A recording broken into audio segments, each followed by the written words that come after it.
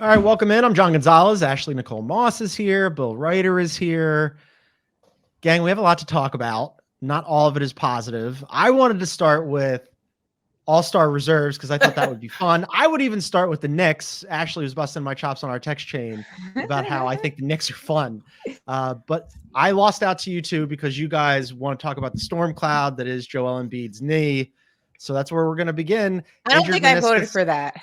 Don't think I voted for that. Somebody, Aaron voted. I voted for it. It was Aaron and Bill. I think Embiid maybe missing the season's kind of significant. Yeah, and your sadness is kind of funny is the wrong word, but like poignant, emotional.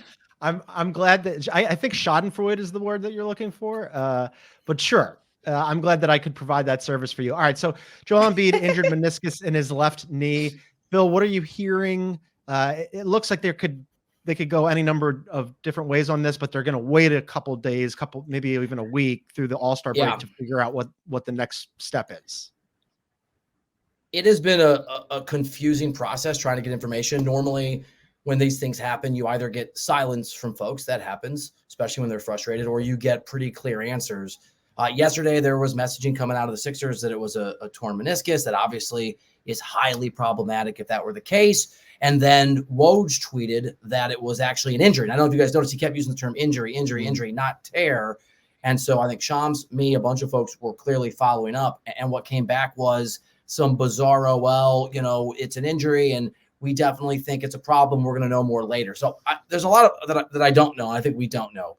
Is it torn is a question. How serious is the injury in terms of what they're expecting? And to what degree, and this is speculation, is some of this confusion about trying to convince Joel Embiid to play when maybe he shouldn't, or him trying to convince them to play when maybe he shouldn't. So I think there's a lot of decisions and consternation going on behind the scenes with the Sixers. And my guess is over the next few days and the next week, there will be conversations about what's actually happening. And there will be real conversations internally and externally about what should happen in terms of when he would return, how hard he should push himself, what are the surgery options. And like, jokes aside, John, I am heartbroken for you. And I do owe you an apology. I really am.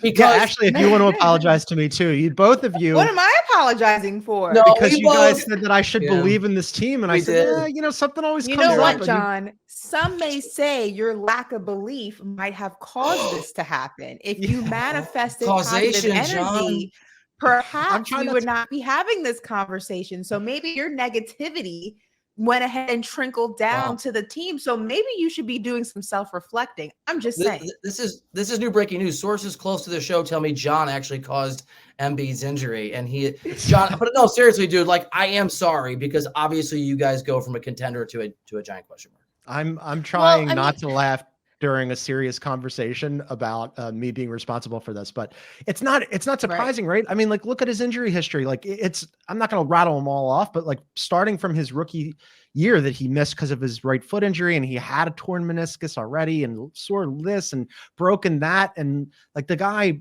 bless him, he's such an incredible talent, but he has been super injury prone. And this is the latest one. No, I kind of feel like I'm not surprised too much by the secrecy coming from the 76ers organization. There are some organizations that are not as transparent with injuries as others. I think of the Brooklyn Nets for one. They're very secretive about what goes on behind closed doors. They don't really divulge a lot of information. It's a lot of buzzwords and things like that. I'm not surprised that this is happening with the 76ers. I feel like when it comes to Joel Embiid, I feel like this is very much on brand for them. Anytime he sustained an injury, I can't remember them being very transparent about it. It's always like it's not as bad as it was reported, or we're still getting different opinions, or he still has to go ahead and get an MRI or a CAT scan, whatever it is. Like they've never really been very open and honest about what's going on. So in that regard, they're on brand. But John, to your point, yes, I mean, this is a guy who sustains a lot of injuries, whether big or small, throughout his career, sometimes at the worst possible moment. So you wonder if the 76ers are just, there's a fire in the house and they're just trying to figure out how to put it out before they let everybody else know the house is burning down. Already burned a while ago. Hope doesn't exist. I surrendered. It burned a while ago. I just want to read something to you guys here. So LeBron weighed in on this. Oh, here we go. Okay.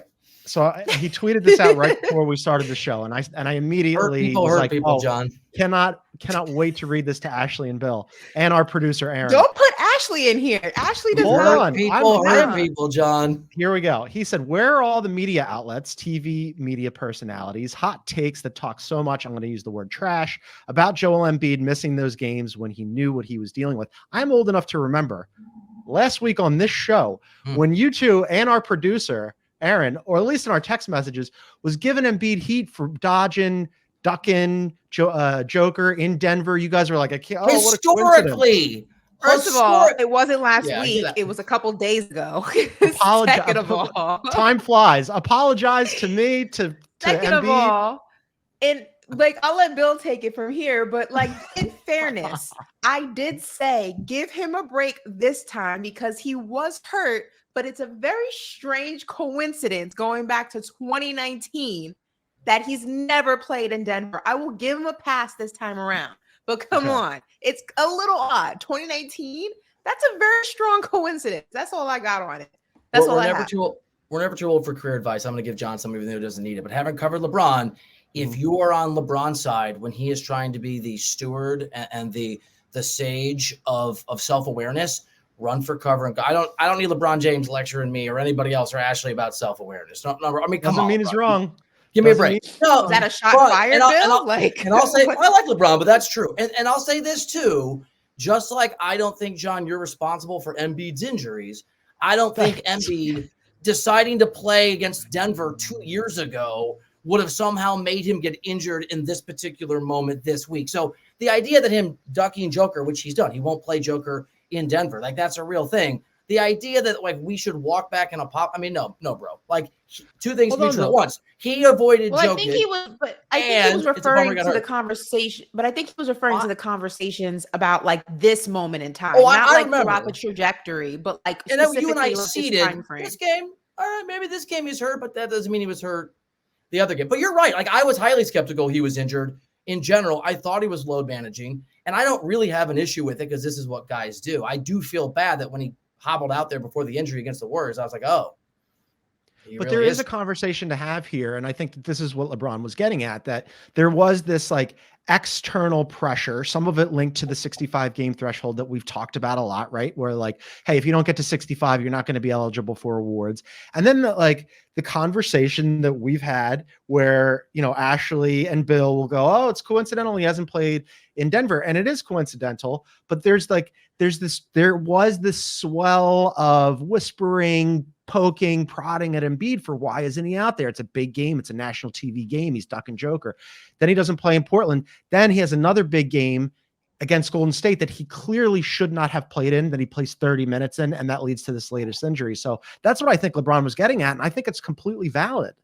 And just a little bit of pushback to that, though. I agree. It's completely valid in this instance, but you have to kind of look at it also like that, that tale of the boy who cried wolf, right? Every time he cried wolf, there wasn't a wolf there. And the one time there's been so many wolves.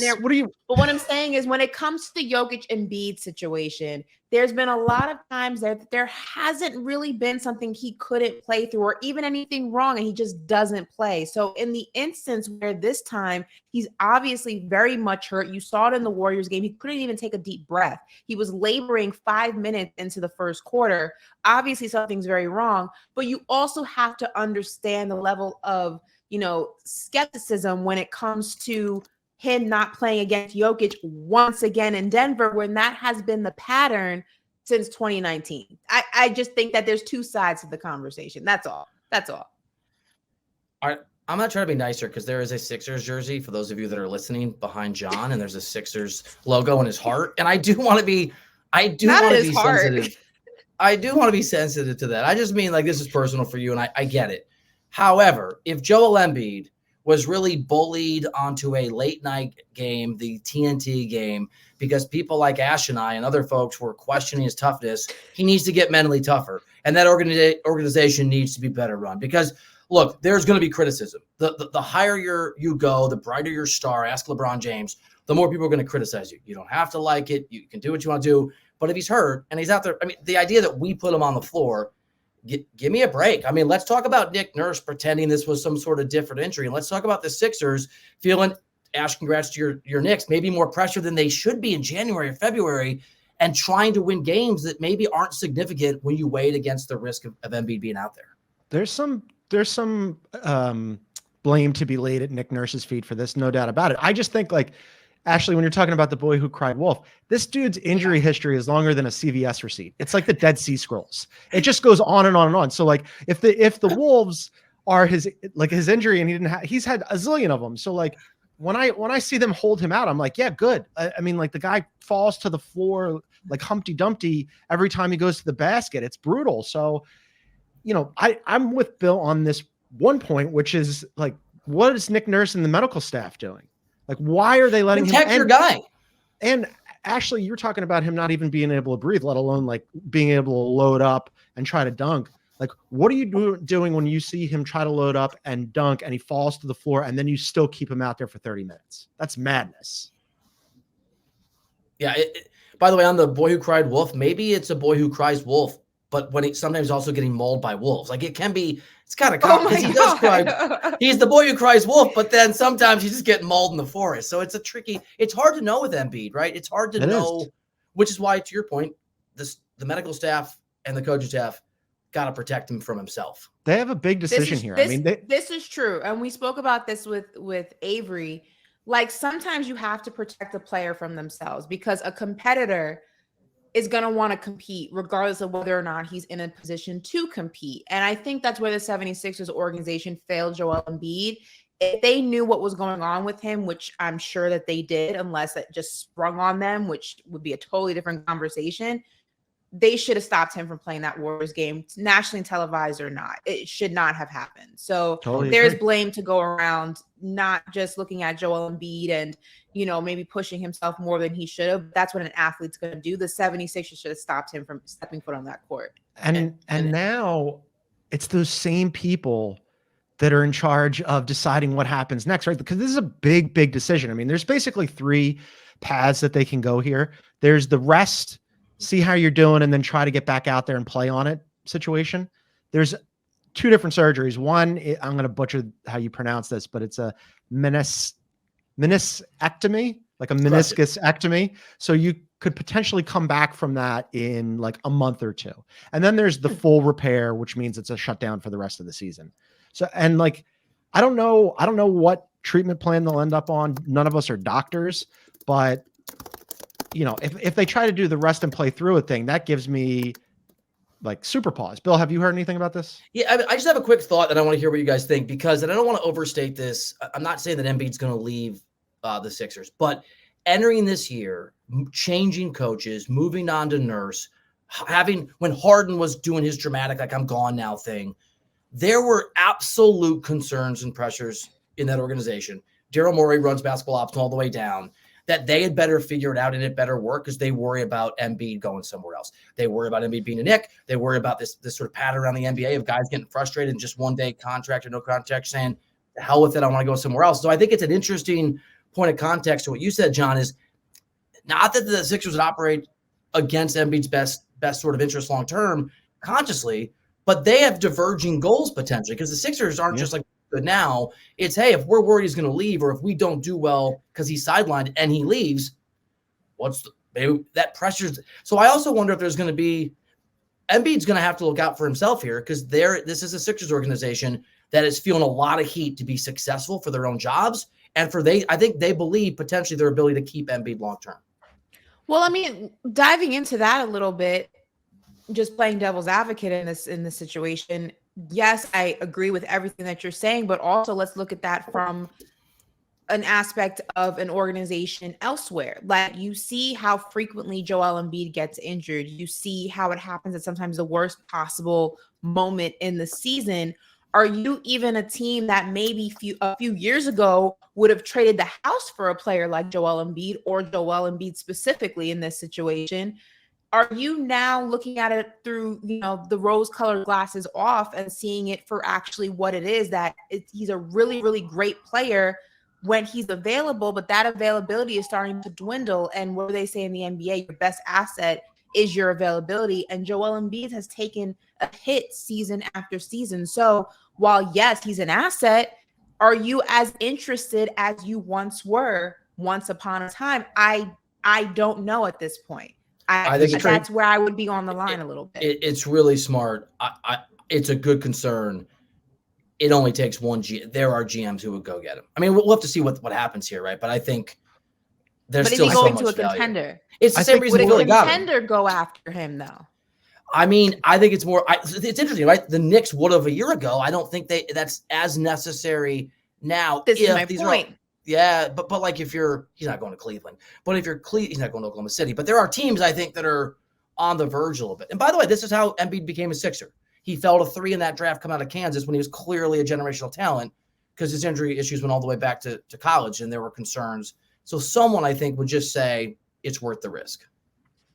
Yeah, I think more in the immediate term, it's less about are they going to move Embiid than what are they going to do without Embiid, right? Because look, they lost 4 straight before they beat Utah. They needed all 51 of Maxi's points last night to win that game. They're a completely different team with and without Joel Embiid. They're 26-8 with him. They're 4-9 without him.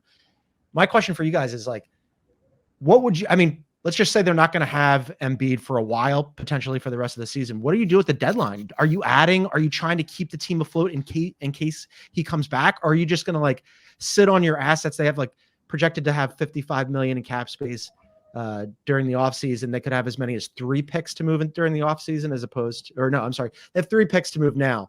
They could potentially add and try to stay afloat, but I don't even know if that's a good idea because they're tumbling down the standings. I should know this. Didn't Daryl Morey just get an extension? Am I making that up? Or is that it? He did. So yes. So I think I thought he would have been under more pressure, Ashley. But I think if Daryl has time, people don't operate in the best interest of their teams. They operate in the best interest of their careers. That's just, and you hope those things converge. The fact that the guy that makes decisions is here for a while, I think means they can be more conservative if they choose. There's not as much pressure. You were just saying though, you gotta there's still fuck up the team because Embiid might want to leave. No, there's still what I said is you might want Embiid to get out there because if it doesn't work and he breaks and you think he's going somewhere else anyway, it doesn't matter. I think you can win with this team enough to keep your head above water if he's going to be out 3 months or 2 months. And I think the idea of going all in if you don't know what Embiid's going to be is a question mark. You're right. But do you even, as the 76ers, do you even want to keep your head above water in this situation? If you're not going to have Joel Embiid, but what I'm saying is if you're not going to have Joel Embiid, right? Let's be honest here. As good as the 76ers are from this time last year, and we've had this conversation on the show, I think that they're better without James Harden. They're better under Nick Nurse. We've seen that. Tobias Harris looks great. Tyrese Maxey looks great. Shout out to him making his first All-Star. So they look better. But let's not put the carriage before or the horse before the carriage before the horse, whatever the saying is.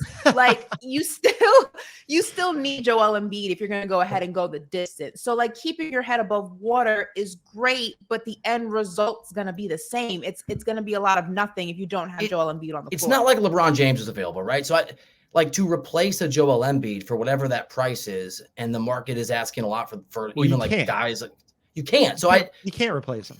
But it's not about replacing Embiid. You can't. That's impossible. There's not another one out there. He's one of one. It would be okay, prior to the injury, people were talking about, do they go get Bojan Bogdanovic or do they try to get Bruce Brown or, I don't know. In this instance, do you go get a Kelly Olynyk? I'm not a huge Kelly Olynyk guy, but he's somebody who's getting interest on the trade market and could be maybe a stopgap measure. I don't know. I hate even mentioning this. It sounds absurd. I wouldn't. Because it's not a big differential maker. To your point, he's one of one. If he plays at some point between now and the NBA Finals, Philly's got a shot. And if he doesn't, they don't, regardless of what move they make. So you're keeping your head above water just in this scenario that Joel Embiid comes back. Yeah, look, all right. But is he back in 6 weeks? Don't you think that within the organization, we may not know, but that locker room, that organization knows whether or not that's even a possibility, and they'll know that within the next week or so. Let's play worst case scenario. Worst case scenario, that Joel Embiid is not coming back this season. It is a far-fetched just dream that's even a possibility. You keeping your head above water for what exactly? Wouldn't it be better to just kind of let the season play out the way that it plays out. How many games you win, how many games you lose doesn't really matter, and go for the lottery. Like, why would you even attempt that? Yeah, I don't think that they're going to be able to sink that far, Ash, because like Right. when you're looking at it right now, I mean, I'm with you because, I had mentioned the Knicks and the Cavs had passed them, and we're going to talk Knicks in a little bit, but they're still 4 games up on the Pacers, right? I mean, like, even if they went into full tank mode, which I seriously doubt they're going to do, I don't think they're going to drop out of the playoffs. Right. So when you're saying like, probably, yeah, I don't even think they'll drop that far. But then the question is, if they can get Embiid back, what happens? Like, then you just go, well, all right, we're not going to have home court in any of these series. Hopefully we catch fire, kind of like the Heat did last year, but you're going to have an Embiid who's coming off an injury in the best case scenario, like recovering over however much time, might have just had surgery. I think the year's already cooked. I know that you guys think that I'm, Johnny negative over here. And like, I hate the Sixers, but I've seen it. I just think they're cooked. Yeah. I mean, I think that if this situation happened November, we'd be having a different conversation, Yeah. But we're approaching the All-Star break. Everyone knows that's when basketball really starts getting competitive. It's the stretch. It's when the seeding starts really formulating itself and you figure out who's a contender, who's a pretender. It's just horrible timing for the 76ers. If this, like I said, if this was 3 months earlier, I feel like we're having a different conversation. But February, this happening, it's a little tricky. It's a little sticky. I don't know if you guys are into this, but I'm going to go light some Palo Santo and some sage. And I actually did that this morning. Yeah, I'm going to sage the hell out of the house and that Sixers jersey behind me. And do you while do I'm doing sound that, frequencies too, or is that just me? I don't. Why not? We'll try that too. While I'm doing that, we're going to take a break. And then when we come back, we're going to talk about happy stuff, which is the All-Star team, the reserves that were announced. And then, we'll walk through our snubs. That'll be next after the break. The biggest event in sports is coming to the entertainment capital of the world. CBS Sports HQ will have you covered every minute leading up to Super Bowl 58. CBS Sports HQ at the Super Bowl, getting you set with all the critical analysis you need. This league is decided by quarterbacks. He showed a lot of character in that moment. Great perspective, Josina. It's the moment you've been waiting for all season long. Ready, set, Vegas. All right, welcome back. Ashley, Nicole Moss, Bill Reiter. I'm John Gonzalez. All-Star reserves were announced yesterday. I love this just because I like to go through who didn't make it and discuss the snubs as well. Which side do you want to start on, East or West? I think the West has more snubs. I do too. I think the West has a clear snub, if we can start there. You want to start there. All right, so let's go through who made it in the West. The reserves included Devin Booker, Anthony Edwards in the backcourt, Kawhi, AD, and PG in the front court, and then on the wild cards, Steph Curry and Karl Anthony Towns. Now, I think through Steph Curry, pretty much those guys were unimpeachable. The cat pick is one where a lot of people have a lot of questions. Bill, which one's yours? Look, I have Sabonis over Cat, and I think you can make a case for Paul George. And the fact that the Kings are here comes a little Lakers hate. Sorry, producer Aaron. The fact that the Lakers have markedly more All-Stars than the Kings is ridiculous. And Domantas Sabonis has been. If you like watch him play or look at his numbers, he's not going to be here. But if they were a little bit higher in the West or they make a run again, he starts for me to creep onto the back of an MVP ballot. Like not 1, 2, or 3, but like a 4 or 5. There's 5 people that get on that list. He's almost averaging a triple-double. It's egregious. It's egregious. Well, and also De'Aaron Fox is the first player not to be named to an All-Star team while averaging 27 points, 5 assists per game on a team above 500. The Kings have a case, Ash. Yeah, I mean, listen, I think Sabonis and Fox were snubs. The question is then who do you take out of the selections to go ahead and implement them in? For me, obviously, Cat. The interesting conversation that's happening on NBA Twitter, though, is whether or not you take Steph Curry out for De'Aaron Fox. Now, I don't know where you guys stand on that. I feel like, listen, Steph is having one hell of a season. Now, granted, his team is not a reflection of his season. So that's where things get a little sticky. I think that some people believe, listen, you can't be the best player on a crappy team. And some people say, look, an all-star vote is an individual vote. It has nothing to do with the standing of your team is. So in that regard, Steph Curry absolutely should be in the mix. I wonder where you guys fall because I'm kind of on the fence. It's how I feel about like the MVP award. I don't want to see the MVP award go to the best player on a non-winning team. Like, okay, congratulations, you're putting up 50 points a night, or that's a little exaggeration, but I'm gonna keep it 50 points a night on a team that's 11th in the West. Congrats! Like that's not an MVP to me. Like you guys are just not competing. I was talking to Akeem on HQ about this. It was me and Avery Johnson, and Akeem was like making the case, and we'll get to Trae Young in a second, but making the case for Trae Young specifically for that. And I was like, yeah, but his team, it's empty stats. His team is terrible. And he's like, it's not the all-stars of the best team. It's the all-stars. And I was like, well, I mean, that's interesting. I think though, if I may make the case, I think they almost got this right. They had the right team for that last spot in the Minnesota Timberwolves, who have been atop the Western Conference for almost the entire season. They got the wrong player. Shouldn't be Cat, should be Rudy Gobert. Anthony Edwards was asked about this the other day. Did you guys see this? Where he was like, I don't care about making it. He used some profanity. He goes, but I do want my guy Rudy to win because we've been at the top of the Western Conference all season. And the way that we win is defense, and he's our best defender. And I was like, that's a really good point. It's a great point. So Gobert to me is also egregious, not as egregious as Sabonis, but the thing is, like, all of these guys on every list that we're going to talk about is a great basketball player. Like Karl Anthony Towns is a great basketball player. It's not like he sucks or there's a problem with him.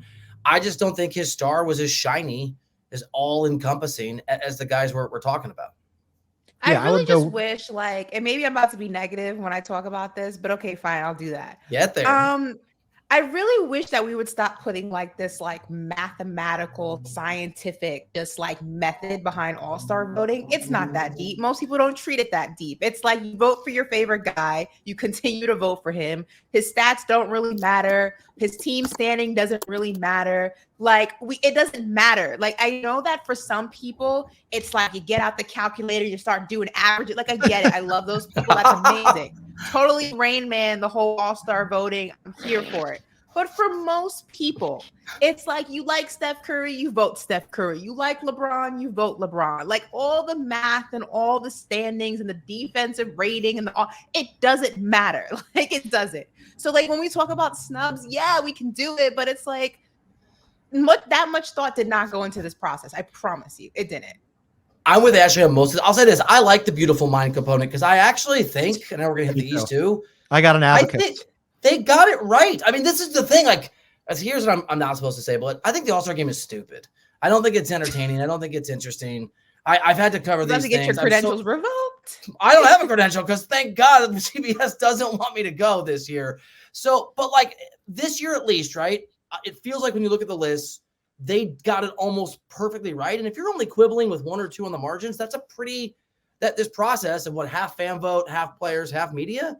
I think they beautiful mind. Was it Russell Crowe? They Russell Crowe this thing. I think they did a pretty good job. I said Rain Man, but yours works too. Sure, yeah. Both of those work pretty well. I think Gobert and Fox and Sabonis are all worthy of making it. And to that end, I saw JJ Redick mention this the other day, where because it is kind of what Ashley said, where it's like you want to see your best players, you want to see guys that you're interested in make it to the All-Star game. He was saying expand it to 15 per conference, no reserves. It's just like these are the 15 guys who made it. And I kind of like that because then all of a sudden you do get Gobert, you do get Fox, you do get Sabonis. And we didn't even talk about, I know that I get kind of nerdy sometimes, but we didn't even talk about guys like Alperen Şengün, who that I'm in love with. We haven't even gotten to that level. We haven't gotten to the Lauri Markkanens and Jamal Murrays. And like, there's a case to be made for Wemby and Chet. We're not getting them either. I'm with you. Yeah, I think there is, but it's kind of like the Hall of Fame. It's not the Hall of really, really good. I mean, it's okay to leave good players off if it's an all-star game. So I got Avery Johnson was busting my chops about that. And they were saying like, there is a Rising Stars game. And I'm like, yeah, but that's like less exciting than if you saw, some of these guys in the actual NBA All-Star game. Do you want to talk about the East too?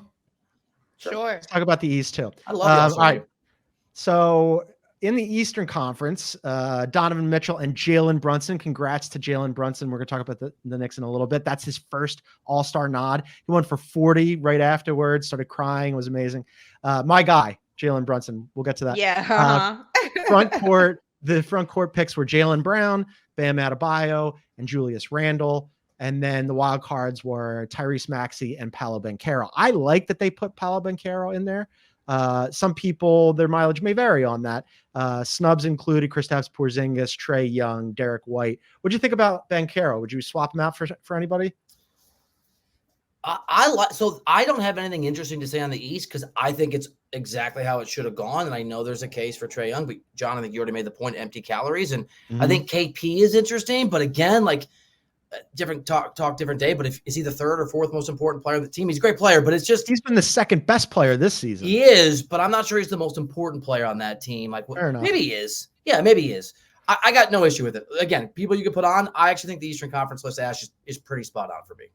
And why is Jimmy Butler a snub? Love Jimmy. Love Jimmy. But he's played 12 games this season. Like, let's be for real.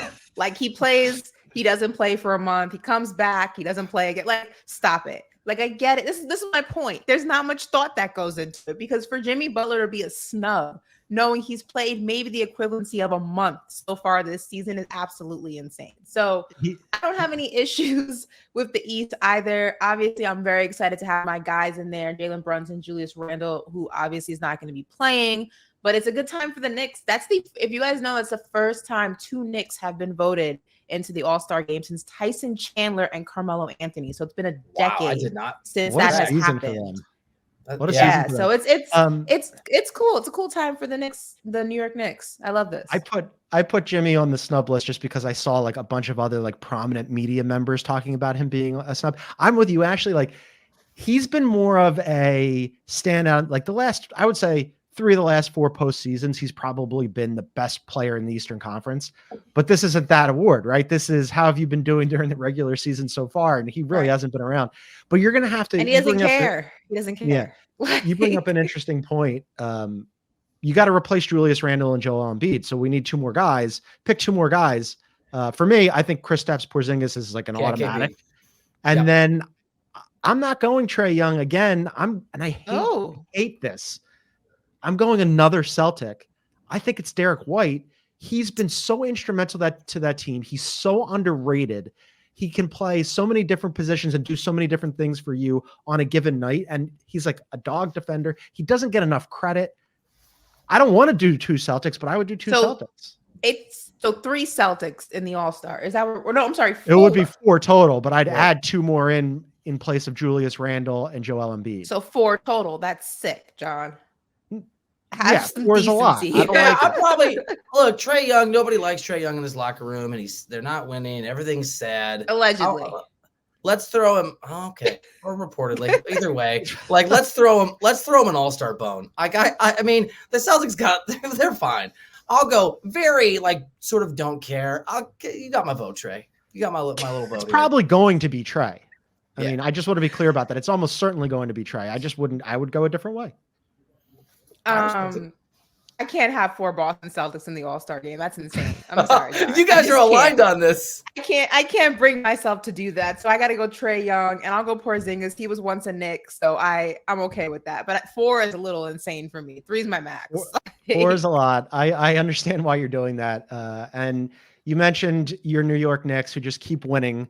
Now they have 2 All-Stars. So we're going to take another break, and then on the other side, we're going to talk about the unstoppable New York Knicks. That's next. Out there are 2 colossal beings, both forces of nature in their own regard. But in here, as soon as the chute bursts open, the duality of man and beast begins to fade. This is the PBR on CBS Sports Network. All right, welcome back, Ashley, Nicole Moss, Bill Reiter. I'm John Gonzalez. I texted you guys last night about the New York Knicks because they won again. Sure did. They had no OG. They had no Julius Randle. Jalen Brunson went for 40. They're doing it with like they stitched this team together with like shoestring and gum. And I had said in our text chain with our producer Aaron, I hate to say it, but the New York Knicks are fun. And I was shamed.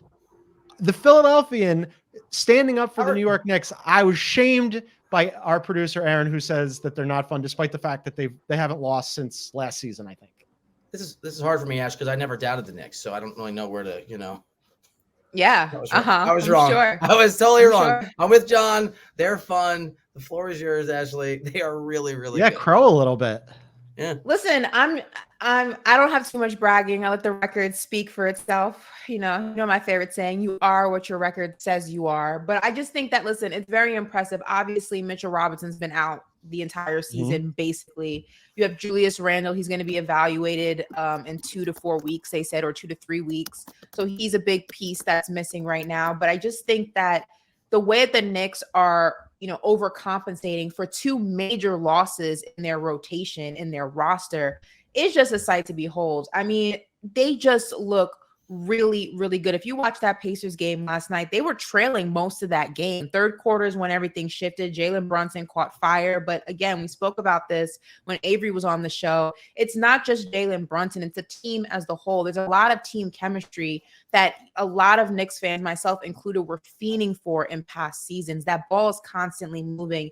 Everyone gets a shot. Everyone's participating in some way, shape, or form. Defensively, they play with such tenacity, which is why they're able to go ahead and close the gaps on games that they're trailing. I mean, this is just a team that I really believe is so well constructed, and there's still room for improvement. That trade deadline's approaching, which I think is going to be beneficial for Julius Randle, because if you get the right player, you may not need to bring Julius back before he's ready, because you may have the piece that kind of bridges that gap a little bit. The Knicks are going to be fun, man. The Knicks are going to be scary. A lot of people are sleeping. If this team can stay healthy, I don't think anybody wants to see them in a 7-game series. Nobody's sleeping anymore. Yeah, I've been rudely awakened, unfortunately. And let me tell myself, by way of a question for you too, because I did not think Jalen Brunson would be this when he came from Dallas. And I know this is like culminated last night. I didn't either, if we're going to be honest. Yeah, I did not. I was way off. Mavericks definitely didn't. No. Even the Knicks, I think, didn't. You guys saw after the game yesterday where he got emotional and he was on the floor after the game, and they told him about the All-Star game and they're chanting for him. And it hit me. I think it was already true. Not only like surprise superstar, is there a more surprising, like incredibly likable star in the NBA? I just like the guy, like oozes this sort of Steph Curry like likability. Authenticity is probably the word that I'm looking for. And it hit me last night. Like, I wonder if that's part of why the Knicks are the Knicks. Like, people throw around words like leadership, but it's not just being good at basketball, right?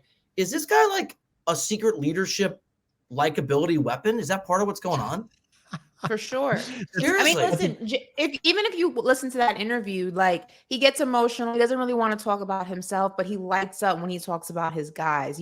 There he has all these things to say, all positive. And I just think that leadership in the locker room, this is no knock to, Julius or any of the other guys who have been there, but Jalen Brunson brings a different energy when it comes to leadership and locker room, just, having that hierarchy in the locker room. It's just different. He really does lead by example. He's not the most emotional either. Like Julius sometimes, and I can say this, I've said this to Julius before, he's a Sagittarius. He's a little emotional sometimes. He wears his heart on his sleeve. Sometimes is that what that means? The refs. That's what I means. know. He lets I learned the refs something. get the best of him. Jalen Brunson, if you watch him play, he plays with a tenacity, but he's also very even keeled. Like, he doesn't get too high, he doesn't get too low. He plays ferocious, but he never allows the outside and whatever's happening in the game, whether it's the referees, bad officiating, whatever it is, get him to the point where he can no longer lead. And I think that's what the team has been missing. And he embodies that. It's a great thing to see. I don't know how this is working. Is like, he's okay for sure. For sure, Jalen Brunson has been amazing, and Julius Randle, before he got hurt, was having obviously an all-star season.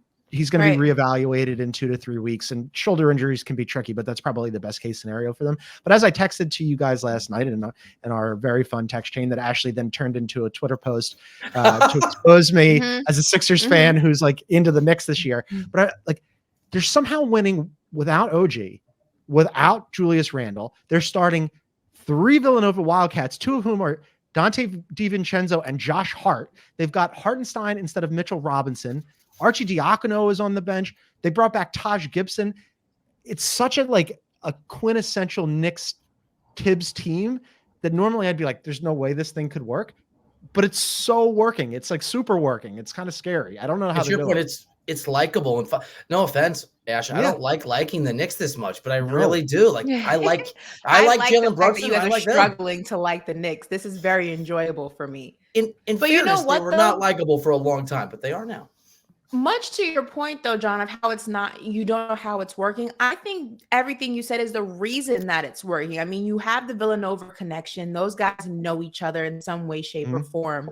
You know, that's a chemistry that's already in existence. Taj Gibson, born and raised in New York City, Brooklyn kid, you know, he has a relationship with the Knicks that are currently there. Also the organization, also the fan base. Obviously, Julius Randle has been there. Jalen Brunson has just been welcomed with open arms. There's a lot of intangibles that this roster has that, yeah, maybe on paper you're not understanding how it works, but I think people sometimes overlook the power of chemistry, and this team has chemistry, and that it shows when they're not winning the way that they want to, how they're able to bond and band together and go ahead and win games and pull out these wins when they're in a deficit, when they're backed up, early in the game. It's all chemistry rooted. And I think you can't overlook that, and you can't really go ahead and just push that to the side. I think that's the biggest part of this team. I keep looking at the standings, and as I mentioned to you guys, the Knicks are now a half game out of second place. And I got to be honest with you, if it is Celtics and Knicks 1-2 in the Eastern Conference, I'm hitting the eject button on this whole operation. I'm pulling the parachute. I'm going to go do like Champions League coverage, or ask Jim Nance if he needs a valet, where I won't be on the show anymore. It cannot be Boston and New York 1-2. And by the way, the next team that they have up as they go for 10 wins in a row, the Los Angeles Lakers are coming to town. Suddenly this game has a lot of different ripple effects and interest to it. It's going to be a good game. The Lakers are, I don't know what to make of the Lakers, because they didn't have AD or LeBron in Boston and somehow beat the Celtics. Austin Reeves went for 32. They had all 5 starters in double figures, including Jared Vanderbilt, which, okay. I don't know what to make. I don't know what to make about the Lakers. I don't think they do either. Ash, my analysis is that it was dumb. And I'm with Porzingis that it might just be a one-off. I mean, maybe not. Like maybe there was. Yeah, I don't want to not give them their flowers, because that's a great game and that's a great win and that's a great performance. And I think it was Reeves who said we can show who we are, the world who we are, without LeBron and AD. But Ash, I don't think that actually is who they are. I think it was just a really good night. No, I think it goes back to, that infamous saying, playing with your food.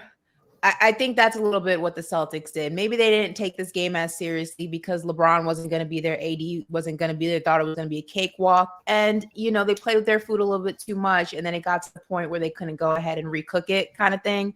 So, I just feel like the Celtics underestimated the Lakers team without those two guys, and the Lakers took advantage of it. I don't think, if they were to play again tomorrow, it would be the same outcome. I just think sometimes you catch the right team on the wrong day, and that's exactly what happened here. I'm not getting too high on that. I'm not getting too low. It was impressive, but I don't know if it was as much the Lakers as it was the Celtics, if that makes sense. You might be right about the Celtics kind of being on autopilot right now as the All-Star break approaches, because they have a pretty comfortable cushion in the East. Bucks are 4.5 games back. So I think, LeBron, no AD. They just kind of put it on cruise control, and okay, they dropped the game, no biggie. Although I will say they started out 20-0 at home, and now they've lost 3 of their last 5 in Boston. So that's kind of interesting. But can I throw into that? Tatum, just to your point, I don't know if you guys caught this a week ago, maybe post-game press conference, threw some shade at Missoula. Was basically criticizing, we don't have a plan, we're not making adjustments. So this is a talented Celtics team, but to your point, John, there are some fissures there potentially. I want to discuss the Lakers too, because again, I don't know what to make of them. They don't know what to make of themselves. They're 500 again. They've been 500 all season. They're in 9th place. They're still a game up on the Jazz. 'Twas ever thus, right? But today, for reasons, I guess, surpassing understanding, although I get why they did it, LeBron James's agent, Rich Paul, said they're not going to trade LeBron James. Yeah, no kidding. Nobody really thought that was going to happen. It came off I didn't think that was out there. Local reporter, local TV reporter, I've never heard of. Maybe John, you and I both. Did you know who he is? Because I didn't know who he was. Who reported it? It was somebody at KTLA, and one of these has 9,000. So I think they responded because it got a ton of traction. Followers. My radio producer today is like, should we lead with this? I'm like, no, but no, it got like 20 million people looked at it. Bill just shaded a man for his followers or lack thereof. Well, I don't have very many either. I'm just saying, like, it's not like the guy had 500 followers. So that's why it's so silly. Well, they were never going to trade That's LeBron. why. Now the question though becomes, what are they going to do? Are you still buying if you're the Lakers? I mean, they have one pick to offer for right now. It's that 2029, which could be tasty. And then maybe D'Angelo Russell, although the Hawks have told everybody who will listen, including maybe that KTLA guy with no followers, that they don't want him. That's not enough. But are you still buying? I mean, if you have LeBron and he's sticking around, you're adding regardless, right? Well, look, I think what's going on, you guys have seen LeBron put some pressure in post game. This is classic LeBron. Talks to the press, complains. I think there's pressure on that front office to make a move, and I think they don't have the pieces to do that, and they'll have to overspend. Like, what do you really want to go get? Oh, I'm sorry. The guy had 12,000 Twitter followers. I apologize. He's a behemoth like me and my 25,000. I mean, come on. I mean, Bill, there's names. DeJounte Murray's out there. John Kelly Olynyk is out there. You can't get DeJounte Murray without moving Reeves. Yeah, I mean, you may not be able to get the big fish in DeJounte Murray, but you can get a guy like Bruce Brown, Kelly Olynyk, Jordan Clarkson, those guys for cheap. Now, do those help? Do any of those names help the Lakers with their ultimate goal, which is to win a championship? No. But I mean, it'll keep LeBron happy. Here's the thing about the Lakers. I don't know what it is that they think that they're going to accomplish with what they have and what they're looking to add. I mean, we're looking at the West, we're looking at the East. There are just so many better teams that are better constructed to go the distance. And the Lakers are just not one of them. Now, will they be a team that you want to play in the play-in?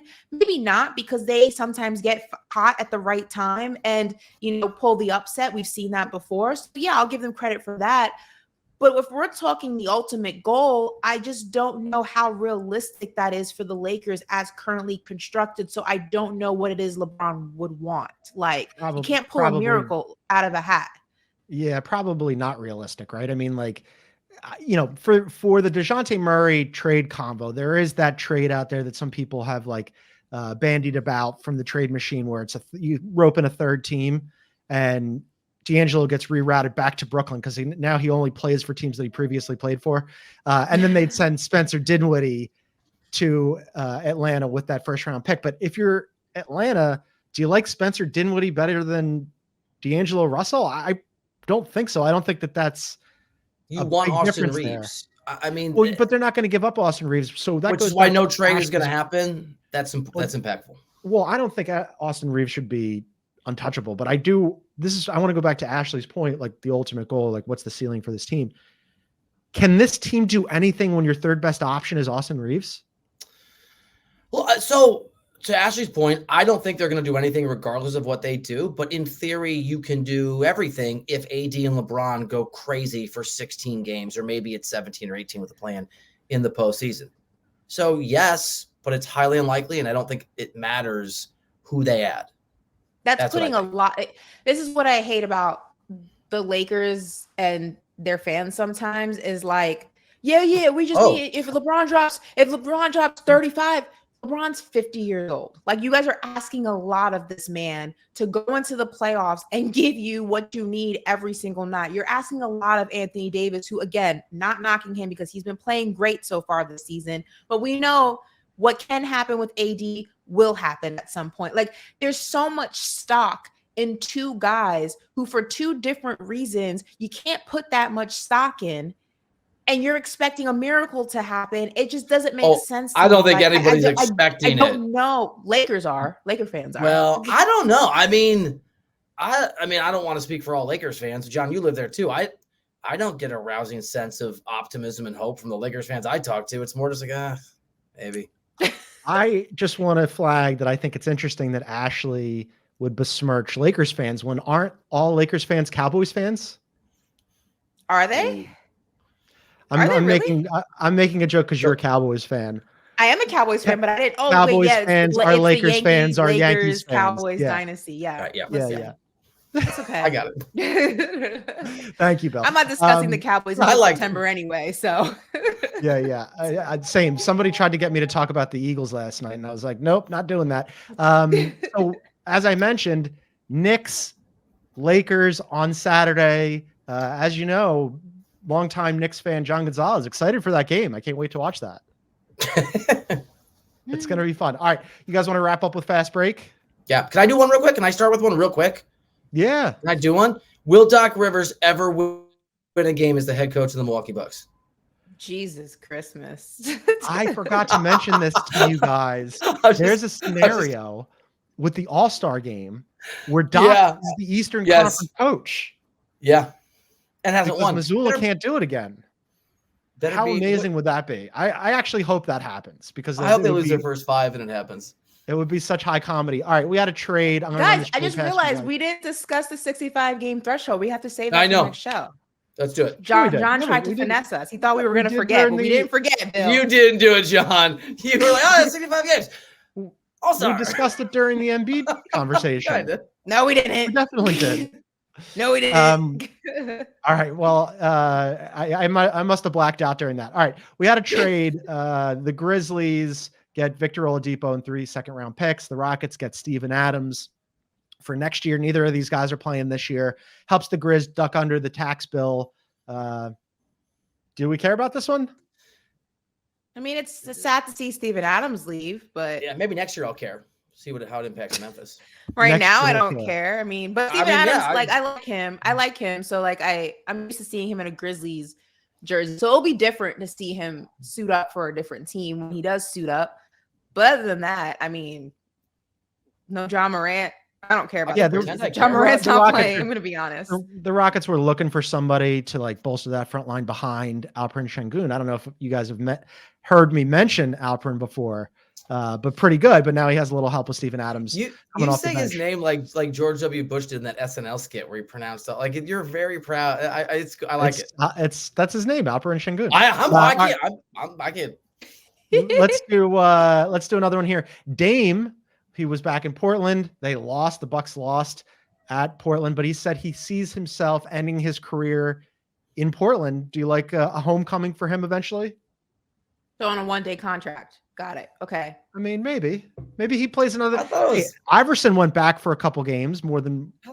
I thought it was a little end of his career. Okay, so on a week contract, 14-day contract. Got it. Yeah, it was something like that actually, and then he washed out. But it was fun while it lasted. Just force your way out. Why don't you let's talk about it in a year or two, Dame? Would be my response. Talk about it later on. All right, here's another one for you. Marc Gasol officially retired. And as a result, the Grizz are going to retire his number 33 jersey in April. Where do we stand on his retired jersey? Congrats. Yeah, here's my detestable I don't know take, who else has been retired in Grizzlies history. I hate retired jerseys. I think it's stupid because hasn't he gotten his jersey retired? Yeah, Zach Randolph. Rudolph. Yeah. Randolph. Yeah, did he get his jersey retired? Those reindeer. Yeah, good for him, man. Good for Gasol. That's awesome. I mean, I just always think about when he got traded to the Grizzlies and the epic Stephen A. Smith rant because they got rid of Kwame Brown. All right, last. Sorry, would you bet if you had to bet your life savings one way or the other, will John Morant have his jersey retired someday in those Raptors? Yes. Okay.